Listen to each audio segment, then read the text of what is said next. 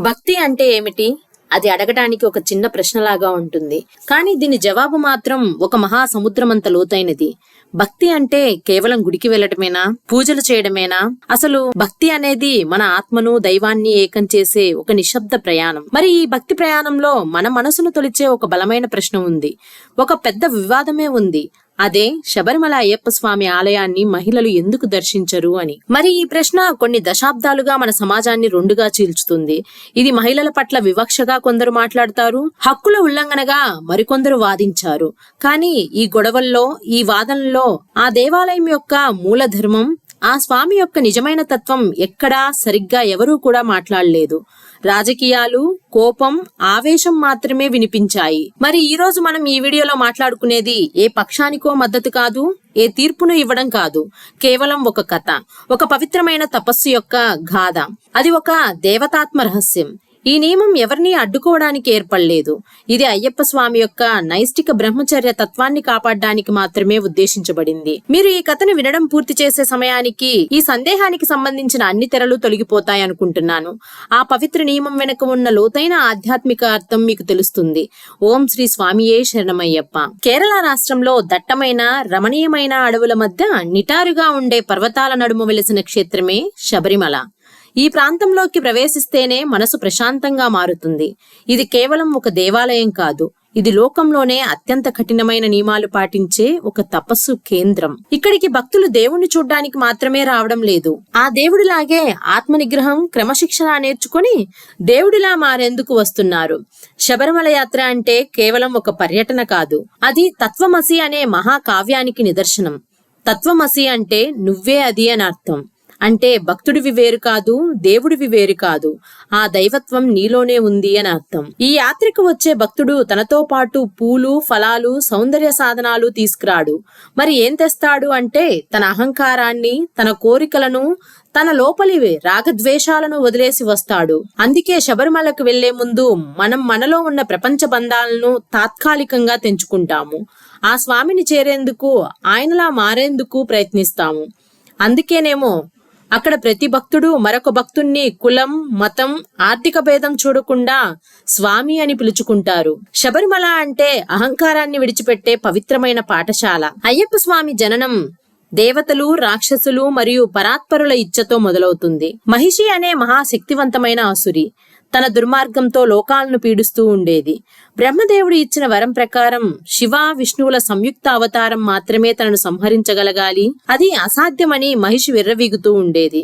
కానీ ధర్మాన్ని నిలబెట్టడానికి ఆ మహాశక్తులు కూడా సిద్ధమయ్యారు. అప్పుడు శ్రీ మహావిష్ణువు జగన్మోహనమైన మోహిని రూపం ధరించి పరమశివుడితో కలిసి ఆ దివ్య తేజస్సు నుంచి అయ్యప్ప స్వామి అవతరించాడు. మణికంఠుడిగా బాల్యం గడిపాడు. ఆ పరాక్రమం, ఆ శక్తికి తిరుగే లేదు. మహిషిని సంహరించడానికి ఆ స్వామి భూమిపై జన్మించాడు. పందల రాజ్యంలో అద్భుతమైన లీలలు ప్రదర్శించి మహిషిని సంహరించాడు. ధర్మం గెలిచింది, లోకాలు శాంతించాయి. కానీ ఇక్కడే కథ ఊహించని మలుపు తిరిగింది. విజయానంతరం ఆ స్వామికి సింహాసనం దక్కలేదు. ఆయన ఎంచుకున్నది అత్యంత కఠినమైన తపస్సు మార్గం. శబరిమల కొండల్లో నిరంతర యోగ స్థితిలో ఉంటూ లోక కళ్యాణం కోసం తపస్సు చేయాలని నిర్ణయించుకున్నారు.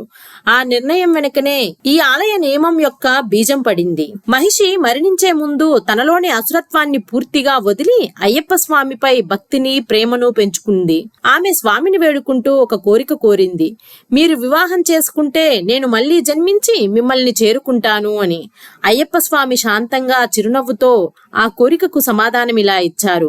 ఆ సమాధానమే శబరిమల నియమానికి మూలాధారం. స్వామి చెప్పారు, ఈ లోకంలో కొత్తగా దీక్ష తీసుకునే కన్యస్వాములు ఇక లేరు అన్న రోజు అప్పుడే నేను వివాహం చేసుకుంటాను అని. ఆ మాటకు అర్థం ఏమిటి అంటే అయ్యప్ప స్వామి తన తపస్సును, తన బ్రహ్మచర్యాన్ని నిరంతరం కొనసాగిస్తానని మాట ఇచ్చారు. ప్రతి సంవత్సరం కోట్లాది మంది కొత్త భక్తులు దీక్ష తీసుకుంటూనే ఉన్నారు. ఆ విధంగా స్వామి తన మాటకు కట్టుబడి శబరిమలలో నైష్టిక బ్రహ్మచారిగా వెలిశారు. ఆయన జీవితాంతం కేవలం లోక కళ్యాణం కోసం, యోగం కోసం తపస్సు చేసే దైవం. ఈ నైష్టిక బ్రహ్మచర్యం అనే తత్వమే ఈ ఆలయానికి ప్రత్యేక నియమం రావడానికి కారణమైంది. నైష్టిక బ్రహ్మచర్యం అంటే కేవలం శారీరక నియంత్రణ కాదు, అది అంతకు మించిన మానసిక నిగ్రహం. ఆ దైవం ఏకాగ్రతను పూర్తిగా యోగంపై, ధ్యానంపై కేంద్రీకరించారు. శబరిమల ఆలయం ఈ యోగ స్థితిని, ఈ బ్రహ్మచర్యాన్ని భూమిపై జీవించి చూపే పవిత్ర కేంద్రం. అందుకే ఇక్కడికి వెళ్లే ప్రతి భక్తుడు కూడా ఈ తపస్సుకు భంగం కలిగించకుండా ఆ నిగ్రహాన్ని ప్రదర్శించాలి. అందుకే ఇక్కడ 41 రోజుల కఠిన దీక్ష అనేది తప్పనిసరి. ఈ 41 రోజులు మాంసం, మద్యం, కోరికలు, అహంకారం వీటిని పూర్తిగా వదిలిపెట్టాలి. ఇది కేవలం శిక్ష కాదు, ఇది ఆత్మశుద్ధి. భక్తుడు దీక్షలో ఉన్నప్పుడు తాను అయ్యప్ప స్వామి యొక్క యోగ స్థితిని ప్రతిబింబిస్తాడు. ఈ దీక్ష ద్వారా భక్తుడు తన మనస్సును, శరీరాన్ని పవిత్రం చేసుకున్న తర్వాతే ఆ బ్రహ్మచారి అయిన స్వామి దర్శనానికి అర్హుడు అవుతాడు. శబరిమల నియమం ఆలయ నియమం కాదు, ఇది భక్తుణ్ణి, స్వామిని ఒకే స్థాయిలో నిలబెట్టే ధర్మ నియమం. ఈ పవిత్రత, నిగ్రహం స్వామి సన్నిధిలో ప్రవేశించేటప్పుడు అత్యంత ముఖ్యం. అయితే ఇప్పుడు మనం అసలు ప్రశ్న వద్దకు వద్దాం. అసలు మహిళల విషయంలో ఎందుకు ఈ నియమం అంటే, ఇది మహిళలకు అన్యాయం కాదు. సనాతన ధర్మం స్త్రీని దేవిగా, శక్తి స్వరూపినిగా పూజిస్తుంది. కానీ శబరిమల అనేది ఒక ప్రత్యేక తపస్సు కేంద్రం. సాధారణంగా 10 సంవత్సరాలలోపు బాలికలు మరియు 50 సంవత్సరాలు దాటిన మహిళలు ఈ ఆలయాన్ని దర్శిస్తారు. ఎందుకంటే 10 నుంచి 50 ఏళ్ల మధ్య ఉండే మహిళలు సృష్టి ధర్మాన్ని అనుసరించి నెలసరి అనే ఒక సహజమైన స్థితిలో ఉంటారు. ఈ స్థితి సంతానోత్పత్తికి, సృష్టికి సంబంధించినది, అలాగే ప్రకృతికి సంబంధించినది. మరి అయ్యప్ప స్వామియో ఆయన నైష్టిక బ్రహ్మచర్యాన్ని అనుసరించే యోగి. సృష్టికి సంబంధించిన శక్తులు, బ్రహ్మచర్యానికి సంబంధించిన శక్తులు ఒకే పవిత్ర స్థలంలో ఒకే సమయంలో ఉండటం వల్ల స్వామి యొక్క తపస్సుకు ఆటంకం కలుగుతుందని ధర్మశాస్త్రాలు చెప్తున్నాయి. ఆయన ఇచ్చిన మాటకు, ఆయన స్వీకరించిన తత్వానికి భంగం కలగకూడదు అనే ఉద్దేశంతోనే ఈ నియమం ఏర్పడింది. ఇది స్త్రీలను తక్కువగా చూడటం కాదు, ఇది ఆ స్వామి తపస్సుకు అత్యంత గౌరవాన్ని ఇవ్వటం. ప్రతి దేవతా రూపం ఒక ప్రత్యేక నియమాన్ని పాటిస్తుంది. శబరిమల కూడా ఆ విధంగానే తన పవిత్రతను కాపాడుతుంది. శబరిమల అయ్యప్ప స్వామి యొక్క ఈ కథ, ఈ తపస్సు మనకు నేర్పే అత్యంత గొప్ప సందేశం ఏమిటి అంటే, కోరికలపై విజయం, మనసుపై నియంత్రణ మరియు త్యాగం యొక్క విలువ. మనం ఈ సాంప్రదాయాన్ని ఒక వివాదంగా చూడకుండా ఒక లోతైన ఆధ్యాత్మిక అవగాహనగా చూడాలి. అయ్యప్ప స్వామి యొక్క తత్వం మన జీవితంలో క్రమశిక్షణ, నిగ్రహం ఎంత ముఖ్యమో తెలియజేస్తుంది.